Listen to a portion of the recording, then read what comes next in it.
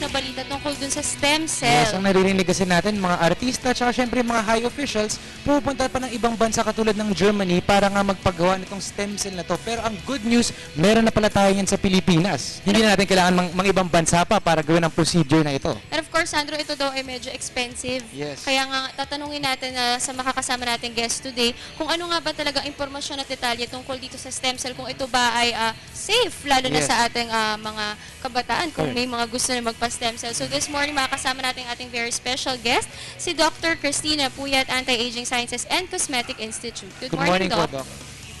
Yes. Doc, alam naman natin ito, very talagang sikat na sikat po itong stem cell na to, lalo na sa pagpapaganda. So, Doc, alamin natin, ano nga, lingid sa kaalaman ng mga viewers natin, ano nga po ba talaga ang stem cell? Mhm.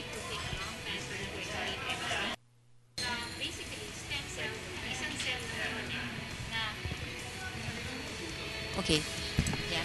Okay, sorry. So, ang stem cell kasi, it's a basic cell. We all come from that. And from stem cell, it divides and produces other stem cells through symmetric division. Now, given the right signals, these stem cells are going to go into differentiated cells which make up the different organs of our body. So, it belongs to the practice of regenerative medicine. Pero ma'am, ito kasing stem cell yun nga, regenerative. Pero sometimes, people use it lang parang, ang nagiging concept ng stem cell ngayon is all for beauty lang, kumbaga na pampaganda daw. That's why there are these products na coming out na parang pampabata, na parang you can buy it in vials daw, na you have to drink it daw. Pero what is the truth? Is this really the stem cell na we're talking about? Or is this parang they're just banking on the word stem cell as a marketing tool for them to sell these products? Unfortunately, some people use it as a marketing tool. But stem cell kasi talaga pang for rejuvenation, pwede siya. For beauty, pwede siya. But more than that, it can rejuvenate your entire body and it can actually fix damaged organs of your body. Okay? But you have to remember that stem cells cannot come in vials or bottles na with an expiry date, 2 years. Stem cells, ang basis niyan is live cell. So, how can it be a live cell when it's entrapped in a bottle or in a lotion or in a soap? So there's no way that it can be stem cell when it's given to you in vials. Okay. So, Doc, i-clear lang natin, there are two types of stem cell. Ito yung embryonic stem cell and then yung adult stem cell.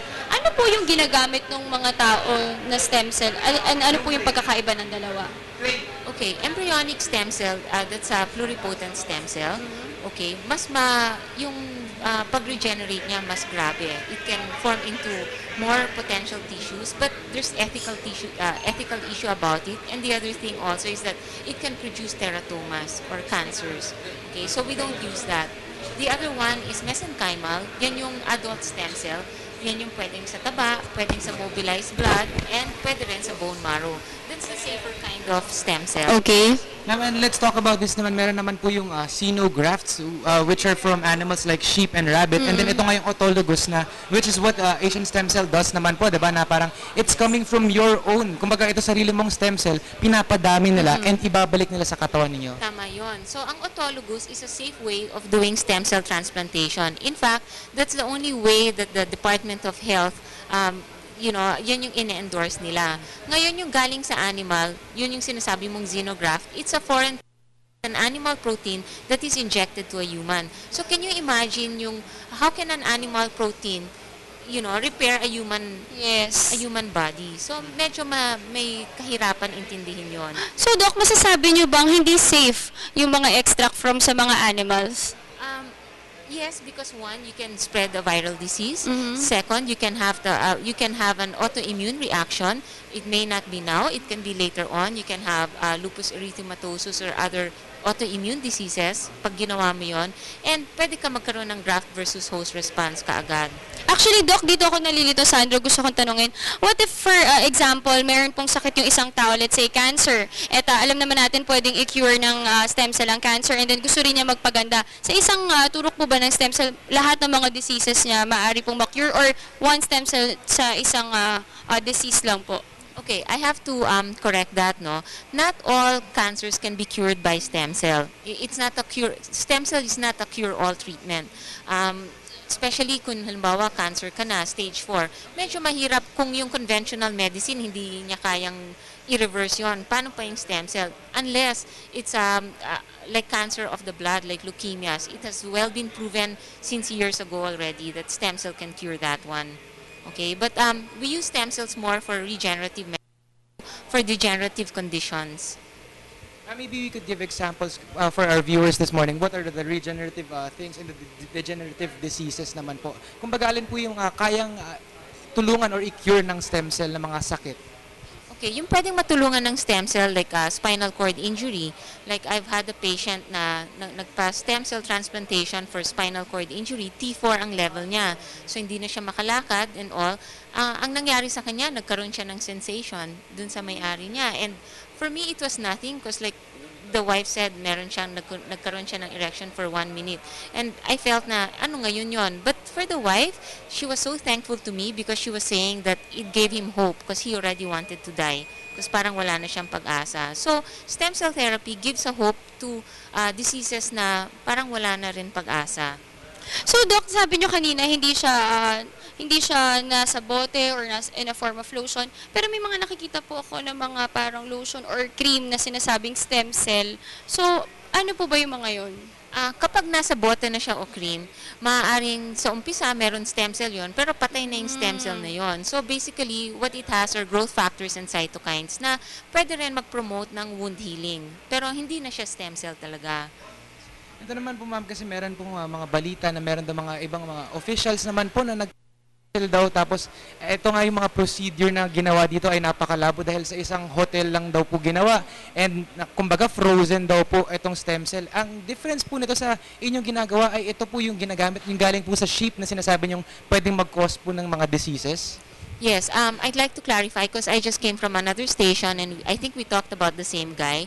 Ang problema niya kasi ay nagpunta siya sa EDSA Shangri-La, dun siya nagpa-inject sa doctor na galing ng Bangkok. Number 1, yung binigay sa kanya, galing yun sa sheep. Okay, so it's already a xenograft. So he can already have complications from that. Number 2, yung transport from Bangkok or from Germany to here, hindi rin tayo sigurado kung gaano ka-safe yun. Tapos the third one, the environment where it's done. Hindi pwedeng sa hotel lang yun ginagawa dahil dapat control din ng environment so we prevent infection. So siguro, Sandro, dapat doble ingat na lang tayo dun sa mga stem cell kasi baka mamaya hindi natin alam kung yung mga pinapasok ba natin ay magkakaroon din tayo ng complications in the end. At alam naman natin, very expensive rin yung stem cell. So, naggumastos ka na nga tapos hindi pala maganda yung dulot sa'yo. Lalo maging worse pa nga ito. Pero ito kasi magandang malaman since yung stem cell daw na okay gamitin para sa atin dayan, yung galing sa atin sa mismo human, talaga. yes. Pero ma'am, Doc, pwede ba natin pag-usapan, saan po ba kunwari galing sa human? Paano po kinukuha to? Sa dugo, sa buto? Paano po ba ang... Okay. Yun lang ang pwede kong sabihin ha. We get it, yung isa galing sa taba. So we get 200 cc's of adipose tissue. And then pagkakuha nun, dinadala na namin sa laboratory, which is also in-house and it's processed. Ang second naman ay galing sa bone marrow. So there's an orthopedic surgeon that gets the bone marrow and at the same time, pag na-collect na yon, dinadala rin sa laboratory, which is in-house. The third one is from mobilized peripheral blood. So nagsasuksa kami ng granulocyte colony stimulating factor para yung stem cell galing sa bone marrow lumabas dun sa peripheral blood. Pag madami na yun sa peripheral blood, because we have laboratories that na pinapakuha namin para malaman, pag madami na yun yung time na kinakabit namin sila sa plasmapheresis machine. Itong makina na to, kinukuha niya yung lahat ng CD34 positive cells, which are your blood-forming stem cells, and the rest is returned back to you. And then yung nakuha na yun ay dinadala sa lab, characterized, differentiated, and given back to the same patient. Doc, paano po ba yung procedure ng stem cell kung gagawin po sa isang tao? Matagal po ba ito or painful po ba ito? Painful kasi hindi naman talaga painful dahil number 1, meron naman tayong anesthesia. Like when we get fat, there's tumescent anesthesia. It's localized anesthesia lang. Kung orthopedic surgeon naman ang kukuha ng bone marrow, usually sedated. Okay? And mobilized peripheral blood, meron kaming vascular surgeon that inserts the catheter centrally. So, mabilis lang po pala ang procedure. mabilis lang siya. Yes, Kasi, ito, Dayan, kasi kinikwento sa akin ni Doc kanina, actually makikita natin to sa mga video and sa mga magazine na tungkol sa stem cell nga, meron silang pasyente na kumbaga hindi na nga makalakad. And then after 2 sessions, dahil ma'am, ang problema sa kanya is sa spinal cord nga po, di ba? Hindi nakakalakad. And ito nga pati po yung autism. Kasi bata, isipin pag autism, di ba, parang minsan ang hirap ng kausapin and then tinry nga nila yung stem cell. And nakita po natin na positive po yung naging results nito. yes, yung unang kaso ay degenerative disc disease. Galing siya sa US. Yung tsinelas niya natatanggal na, tapos masakit ang likod niya. And at the end of the session, naka-recover siya. Ngayon, dati siya yung farrier, naglalagay ng sa kabayo. Ngayon, sumasakay na siya ng kabayo. Wow, kaya na ulit kumbaga mag-function. Yung autism naman, the first huge change is eye contact. And from the eye contact, mas nagde-develop yung child na. So talagang naman nakita natin, very modern na rin Yes. talaga lahat. At marami na rin cure na lumalabas, lalo na kung gusto mo magpaganda. And of course, sinabi nga ni Doc yung sa cancer of the blood. So Correct. marami na rin pwedeng cure. And of course, wag po tayo magpapaniwala dun sa mga makikita natin in a or Correct. lotion na stem cell. So na-clear naman ni Doc kanina, lalo na dun sa mga online shoppers na nakikita natin through online. Marami ginagamit ang nagbebenta. stem cell as a Actually, marketing strategy. meron ako nakita Apple stem cell na pinadala. Ito rin po, ano pong apple po ito? Kinakain naman po yung stem cell. May katotohanan din po ba itong apple stem? Apple stem cell. So, ang ginagawa nila, supposedly, it's a special breed of apple na ginagawa nila ng stem cell. Tapos nilalagay yun sa lotion at ini-apply sa muka. Pero more of cosmetic and aesthetic lang yon. So, pwedeng dahil may magandang moisturizer siya, hyaluronic acid, and it can help naman sa wound healing. Pero hindi siya pwede manggamot talaga. Okay. Ito ma'am, meron po tayong question mula sa aming mga production kung meron daw pong tulong ang stem cell sa sakit na diabetes naman daw po. Is this something that can help diabetes? In my own experience, it can. Ang masasabi ko dito ay yung sarili ko. I've undergone the treatment 3 years ago. And ang nangyari sa akin is yung glycosylated hemoglobin ko, which was from 9, is now 5 point something. Wow, talagang ang laki ng binawas. At nakita naman natin yung improvement din kumbaga. And of course, siguro Sandro, bago tayo pumunta sa isang proseso, dapat din talaga mag-research tayo ng mabuti. Yes. Alamin natin yung mga negative and positive side. Dahil I'm sure iba-iba rin naman ang effect nito sa bawat. So, yung pinapasok muna bago mo gawin. Yan, Sandro, ang gawin mo. Dahil balita ko, gusto mo magpa-stem cell. Anyway, Doctor, do you have any last message to our viewers? Okay, my message is that kung magpapa-stem cell po kayo, siguraduhin ninyo na alam nyo ang pinapasukan ninyo, katulad ng sinabi nyo nga, kailangan ito ay yung safe na stem cell galing sa sarili ninyo, autologous, and kailangan alamin nyo na yung facility ay equipped with the proper laboratory materials, microbiologist, and a trained doctor.